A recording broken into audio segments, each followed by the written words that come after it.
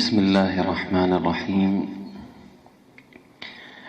والحمد لله رب العالمين، والصلاة والسلام على أشرف الأنبياء والمرسلين أبي الزهراء محمد وآله الطيبين الطاهرين، واللعنة الدائمة على أعدائهم أجمعين من الجن والإنس من الأولين والآخرين.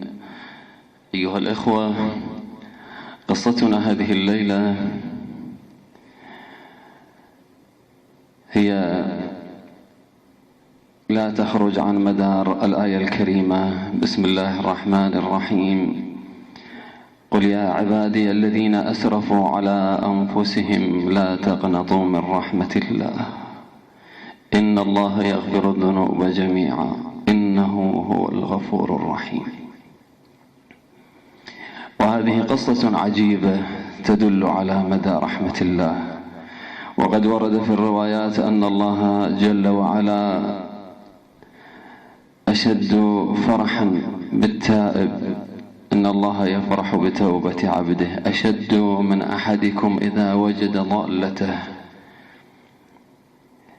وفي رواية يقول: يا عبدي لو تعلم كم أنا مشتاق إليك لما تأخرت في توبتك. وهذه قصة عجيبة عن امرأة في البصرة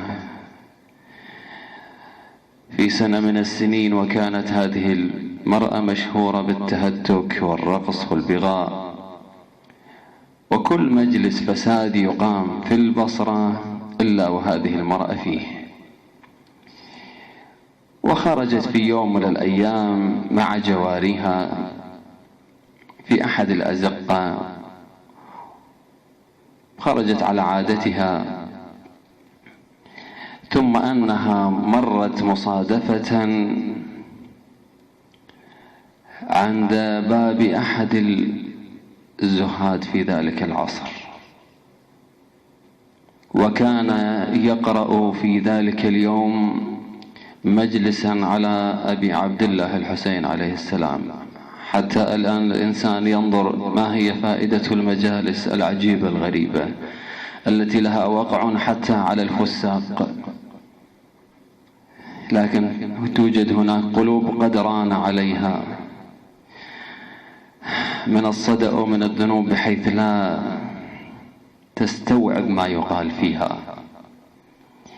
فسمعت صوت بكاء وصوت قراءة، فأرسلت إحدى جوارها إلى تلك الدار فقالت: انظري ما الذي يحصل في هذه الدار، وما هذا الصوت؟ صوت مكبرات لعله كذا.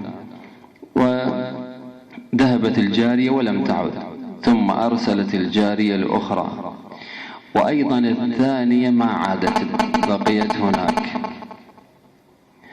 ثم بعد ذلك ذهبت بنفسها تريد أن تعرف ما الذي يحصل.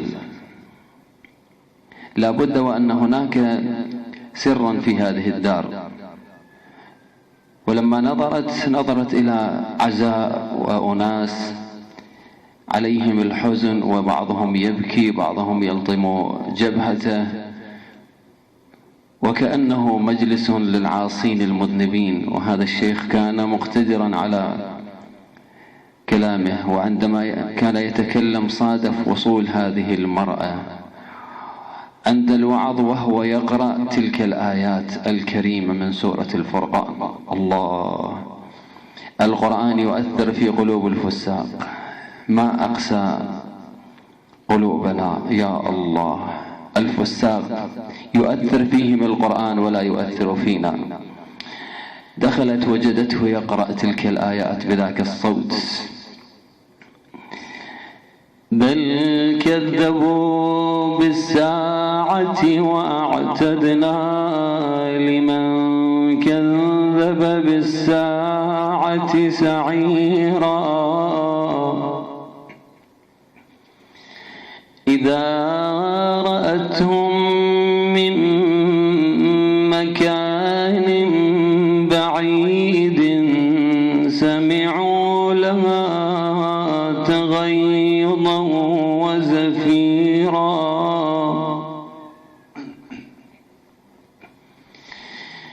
وإذا ألقوا منها مكانا ضيقا مقرنين دعوا هنالك ثبورا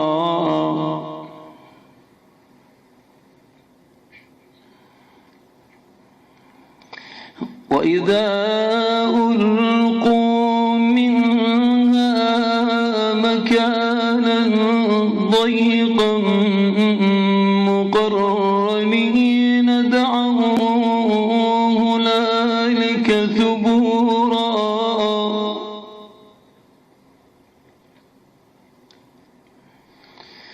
لا تدعوا اليوم ثبورا واحدا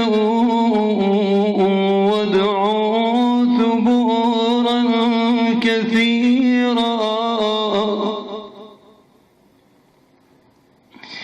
فلما سمعت تلك المرأة تلك الآيات وإذا بها تقع على وجهها والناس تبكي، فسقطت على وجهها واستشعرت تلك الآيات في